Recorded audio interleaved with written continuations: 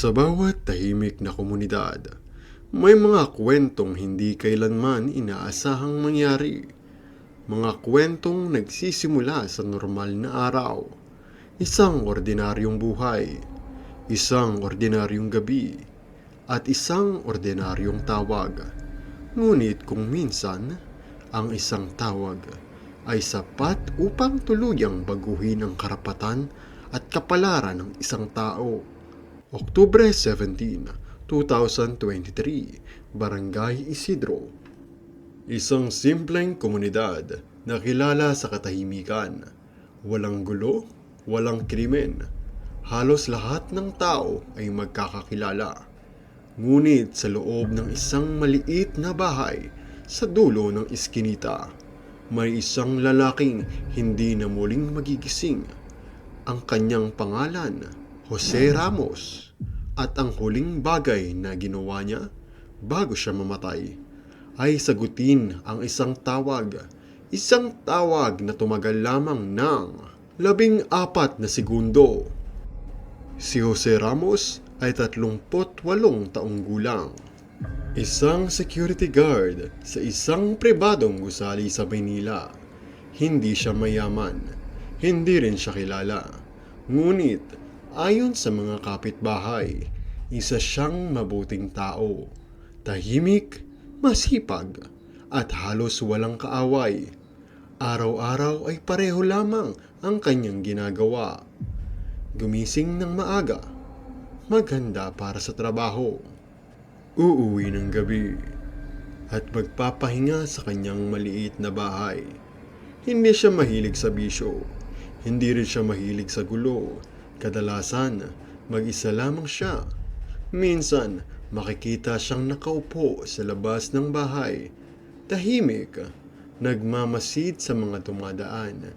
Para sa karamihan, normal lamang ang kanyang buhay. Ngunit, ang hindi alam ng marami, may isang tao na unti-unting nagkaroon ng galit sa kanya. Ang pangalan niya ay Adrian Cruz. Dating kaibigan ni Marco, dating kasamahan sa trabaho, at dati ring taong pinagkakatiwalaan niya. Ngunit, sa 2 buwan bago ang insidente, nagbago ang lahat. May nawawalang pera sa kanilang trabaho. Hindi malinaw kung paano ito nangyari. Ngunit, matapos ang investigasyon, si Adrian ang nasuspinde. Simula noon, nagbago ang kanilang relasyon. Naniniwala si Adrian na si Jose ang nagsumbong sa kanya. At para kay Adrian, ang pagkakasuspinde ay hindi lamang kahihiyan. Ito ay pagkawala ng trabaho, pagkawala ng reputasyon, at pagkawala ng tiwala ng kanyang pamilya. Ngunit, unti-unting lumalalim ang galit niya hanggang sa dumating ang gabi na hindi na niya ito napigilan. Oktubre 17, bandang 10:00 ng gabi, umuwi si Jose mula sa trabaho. Pagod, ngunit normal. Pumasok siya sa bahay, naghapunan, at nagpahinga. Lumipas ang halos 1 oras, at bandang 11:42 ng gabi, tumunog ang kanyang cellphone. Isang tawag, unknown number. Sinagot niya ito. Walang nakakaalam kung ano ang sinabi sa tawag na iyon. Ngunit, ang tawag ay tumagal lamang ng 14 seconds. Pagkatapos nito, wala nang nakausap si Marco. Hindi na siya muling nakitang buhay. Kinabukasan ng umaga, napansin ng kapitbahay na si Aling Rosa ang kakaiba. Karaniwan kasi, maaga nang nagigising si Marco. Ngunit noong araw na iyon, tahimik ang bahay. Bandang 9:00 ng umaga, lumapit siya sa pinto. Bahagya itong nakabukas. Isang bagay na hindi ginawa ni Marco. Dahan-dahan niyang itong tinulak. At sa loob ng bahay, nakita niya si Marco.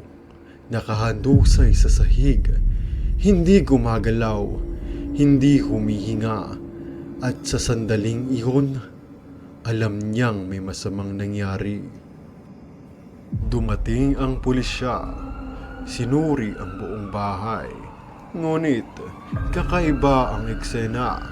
Walang sirang pinto, walang forced entry, walang ninakaw, na para bang walang krimen na nangyari. Ngunit may isang bagay na nakakuha ng kanilang pansin. Ang cellphone ni Jose. Ang huling tawag, unknown number, 11:42 p.m., 14 seconds. At higit pang kahina-hinala, ang call history ay bahagyang nabura. Parang may gustong magtago ng katotohanan. Ilang araw matapos ang insidente, may isang taxi driver ang lumapit sa pulisya. Sinabi niyang may isinakay siyang lalaki noong gabi ng krimen, malapit sa bahay ni Jose. Kinakabahan daw ito. Paulit-ulit na lumilingon. Parang may tinatakasan.